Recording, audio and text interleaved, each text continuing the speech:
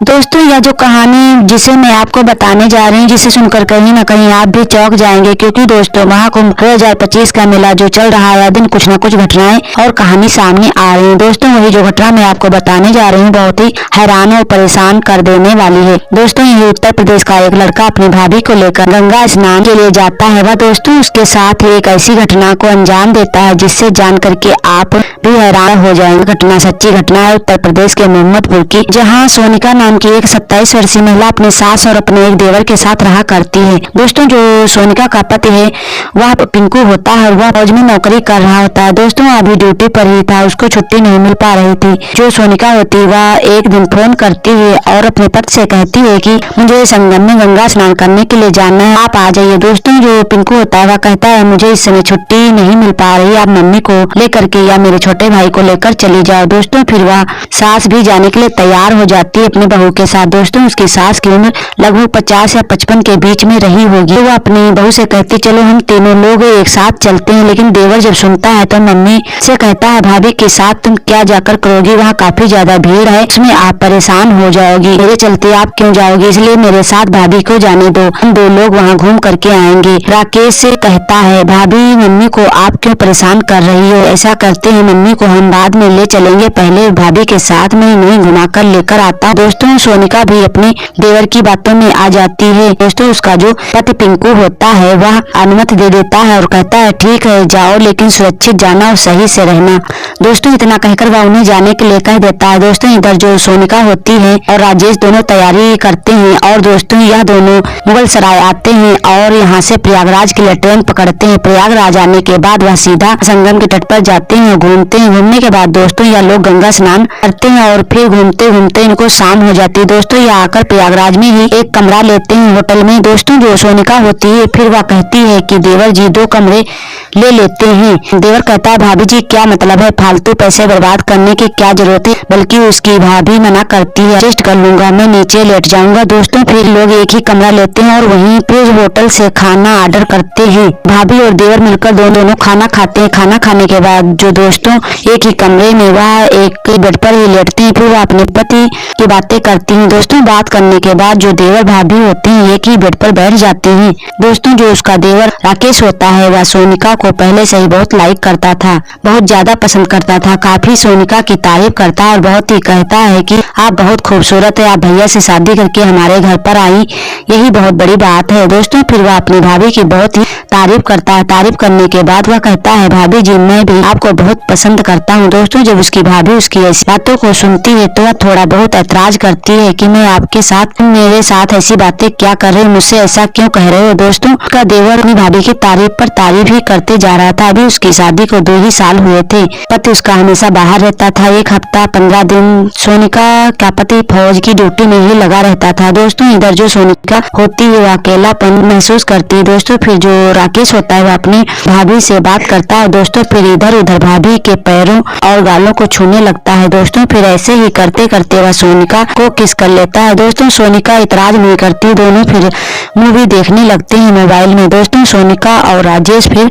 बहुत ही फ्रेंकली हो जाते हैं, वह काफी देर तक एक दूसरे से बात करने लगते हैं। राकेश अपनी भाभी को अपनी तरफ खींचने की कोशिश करता है और काफी ज्यादा बनावटी खूबसूरती की और भाभी की तारीफ करता है, जो सोनिका को कुछ पसंद भी आ रही थी। दोस्तों जो उसका पति है वह काफी दिन से बाहर था, सोनिका को भी इसकी जरूरत थी।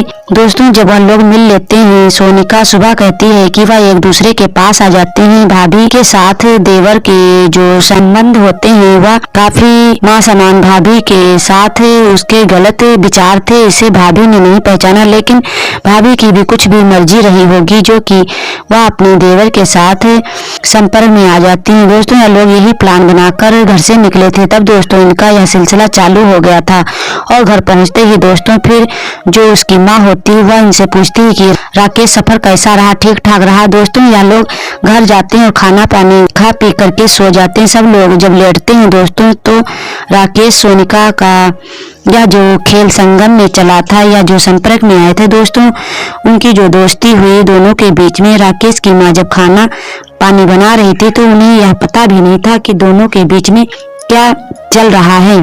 राकेश की माँ अपनी बहू और अपने बेटे सोनिका का देवर है उसे खाना पानी खिलाने के बाद कहती जाओ काफी देर हो गई तुम सो जाओ, लेकिन वह दोनों एक ही कमरे में सो जाते हैं। माँ को पता भी नहीं चलता है कि उसकी बहू कहाँ सोई हुई है और वह राकेश के कमरे की तरफ जाती है और वहाँ देखती है कि राकेश अकेला सोया है, तो उसकी भाभी सोनिका भी पहुंच जाती है। उसके बाद उस कमरे में बातचीत दोनों के बीच में होती है। उनकी बात करते वक्त उनकी आवाज उनकी माँ सुनती है, तो वह धीरे धीरे उनके रूम की तरफ जाती है और वह रूम में कमरे में जैसे ही पहुंचती है तो वह तुरंत देखती है कि दरवाजा खटखटाने लगती है। दोस्तों ये दोनों काफी घबरा जाते हैं। घबराने के बाद कपड़ा इधर उधर रख के पहन करके तुरंत दरवाजा खोलते हैं। दोस्तों उसकी माँ जो होती है वह बहू और अपने बेटे की यह हरकत देख करके दोस्तों वह फूट फूट कर वही रोने लगती है। मैंने तुम पर विश्वास करके, मेरे बेटे ने तुम पर विश्वास करके तुम्हें 2 दिन के लिए संगम स्नान के लिए क्या बाहर भेजा। तुम दोनों ने ऐसा कर्म किया है जिसे मैं अपने बेटे से भी नहीं बता पाऊंगी। अपनी बहू से बोलती है तू अपने पति से विश्वासघात कर रही है, तुझे ऐसा करना चाहिए था।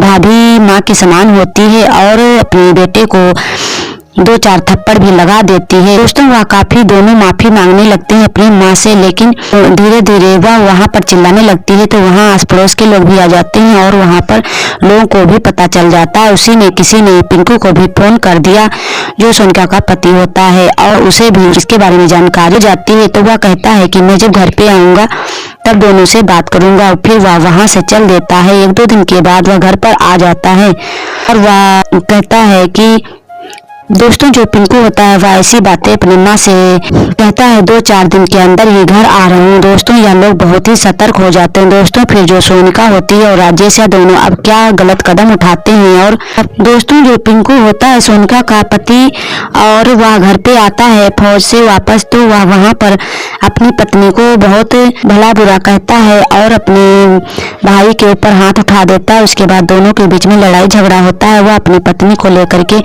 अलग घर में रहने लगता है और आपस में बंटवारा हो जाता है, क्योंकि माँ काफी ज्यादा बड़े बेटे को अपने बेटे को समझाती है कि तुम यह बात जाएगी तो तुम्हारे छोटे भाई की शादी नहीं होगी, इसलिए आप ऐसा करें कि इस बात को थाने तक ना पहुंचाएं और इसे कोर्ट कचहरी तक ना खींचें। इसके साथ आप अलग हो जाएं, मैं अपने बेटे को लेकर कहीं चली जाऊंगी। उसके बाद दोनों परिवार अलग हो जाते हैं और यह बात बाहर नहीं पहुंचती। दोस्तों ऐसे ही ना जाने कितनी हमारे समाज में कहानी घटित होती रहती है। आए दिन कुछ ना कुछ रिश्ते में ऐसे ना जाने कितने नाजायज संबंध होते हैं। दोस्तों ऐसी ही कहानी हमारे समाज में आए दिन ना जाने कितने रिश्तों में ऐसे ही नाजायज संबंधों के कारण लोग अपराध कर देते हैं, जो रिश्तों को भी तार तार कर देते हैं। दोस्तों यह आपको कहानी और सच्ची घटना आपको कैसी लगी, आप अपनी राय कमेंट सेक्शन में अवश्य बताएं और हमारा मनोबल बढ़ाने के लिए चैनल को सब्सक्राइब जरूर करें। जय हिंद।